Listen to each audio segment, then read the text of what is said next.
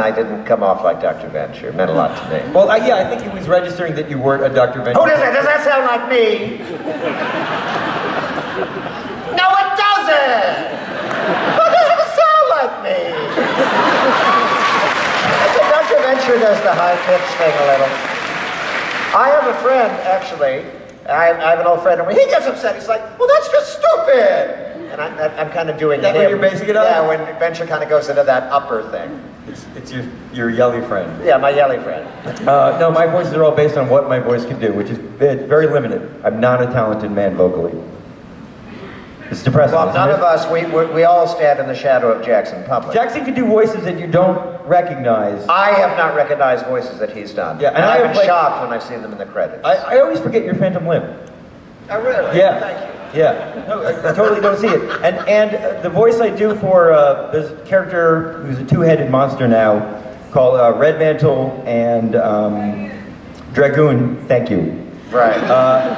I do Red Mantle, and you can almost not tell it's me, and I'm kind of proud of that. But I am doing the drunk version of Obi-Wan Kenobi.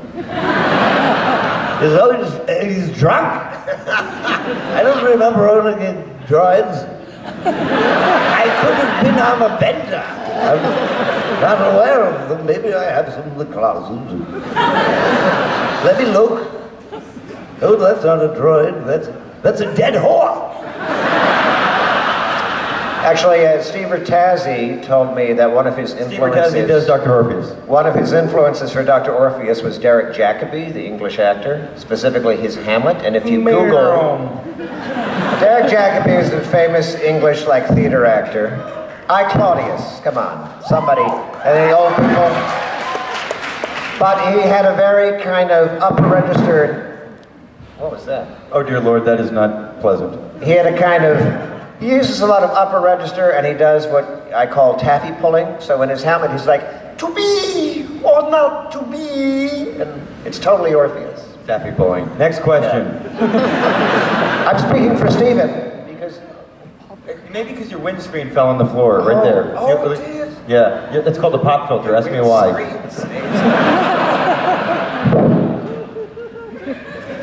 Yes. I was wondering if we'll ever get to meet Dr. and Mrs. the mother-in-law. Maybe she could sound like Paul Lynde.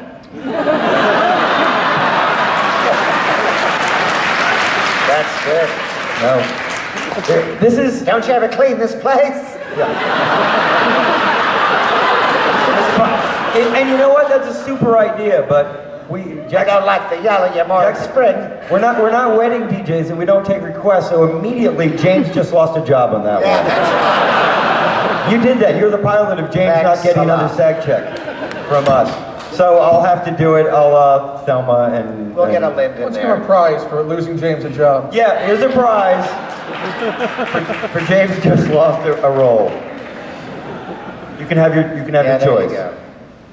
But yeah, we've thought about putting Dr. Girlfriend's mother on there, but we'd like to keep things so creepy insulated. Harvey Fierstein would be a good... Yes. I'm talking to a shirtless guy, man. I haven't done this in hours. You've hinted to some of the characters aging. Take, Dean's horrible mustache. Yeah. Is there any plan to sort of expand that into other characters? Just beards. You're asking how many beards are we going to have in the Venture Brothers? It's just, yeah, the next season's going to have a lot of facial hair. But to expand it how, though?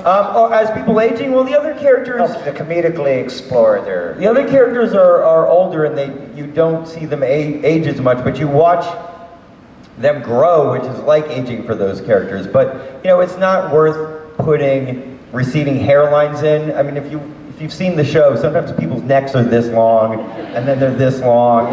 It's really hard to do subtle changes. And, a lot of our characters wear cowls. Very difficult. So, did I lose my windscreen? I don't feel the windscreen. Yeah, you lost your windscreen. What is with the windscreens in this place? Here. Pop filters are crazy. Never mind. There you go. I don't need it. It smells so much like Ken's. But you can have this one. Thank you. Can you give him a job? Give me some tape. I want to fix this forever for everybody else. You know what? I'm going to hold this as a backup. Are we going to age our other characters? No, but they're aging.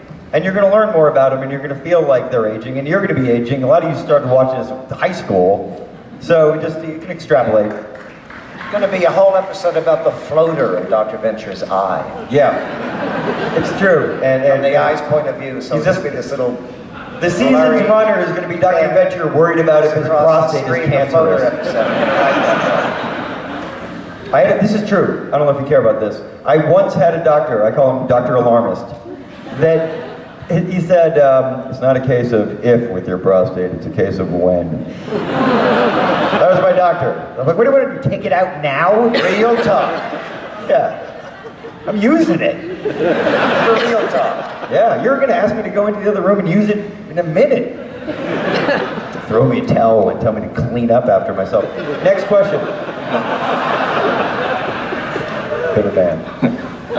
According to tvtropes.org, Which is law. Don't listen to me anymore. Just read online things. well, I saw this thing that was very interesting, but I wasn't sure if it was accurate or not. I wanted to know what you thought about it. I believe on the Venture Brothers page on that website, it states that the Venture Brothers, the Tick, and Dr. Horrible's sing-along blog all belong to the same universe. Now, can you confirm or deny this? And are there any other works you would like to include in that net? What is in the universe? You know, they come from a similar mindset, but I don't think they come from the same universe. I don't think Dr. Horrible would show up on the Venture Brothers. I don't even think the Tick would show up on the Venture Brothers. But, you know, I think what they created was what I will now label the Ben Edlund thread. And Ben and Jackson worked on the Tick, and Ben and I worked on like wacky shit that had no business being ever made into anything. Like Ben and I would write scripts that the world does not want, and I'm telling you, they will never be ready for. It was an exercise in just absurd, beautiful vulgarity. And not just obscenities, just the vulgarity that we had. Every once in a while I'll pluck out look at my capricious little hands. Bit of a dancer, aren't I? Every once in a while I'll pluck out pieces that Ben and I had used for other things and put it in the Venture Brothers, and it still just stands out like, oh, that is an ugly thing to have happen.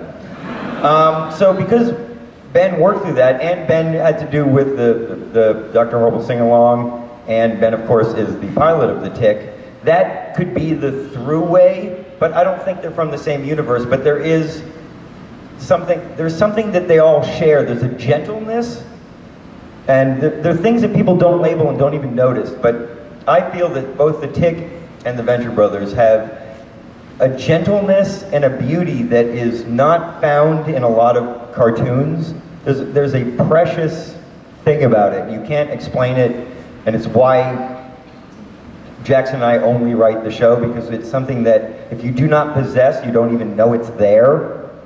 So that might be the other through line. And Dr. Horrible, I know so little about it. I've seen a little bit about it. I liked it, but I am too vain to watch the products of somebody else's mind. I'm not interested, sir.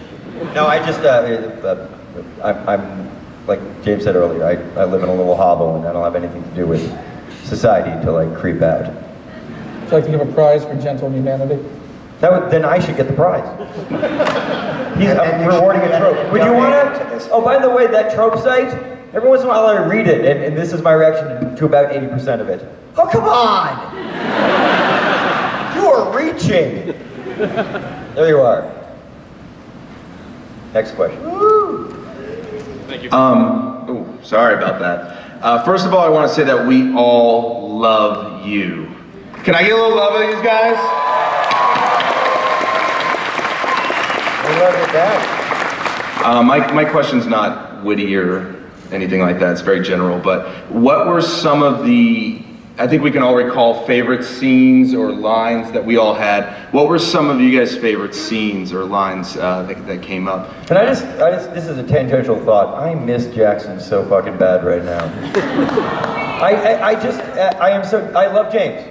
I didn't take it that I love any James. other way. That wasn't a slight. No, but I don't think I entered into that. I just feel like my, like an arm is missing. It's because this is something that we share, and I love being. I love being, That was a gentle.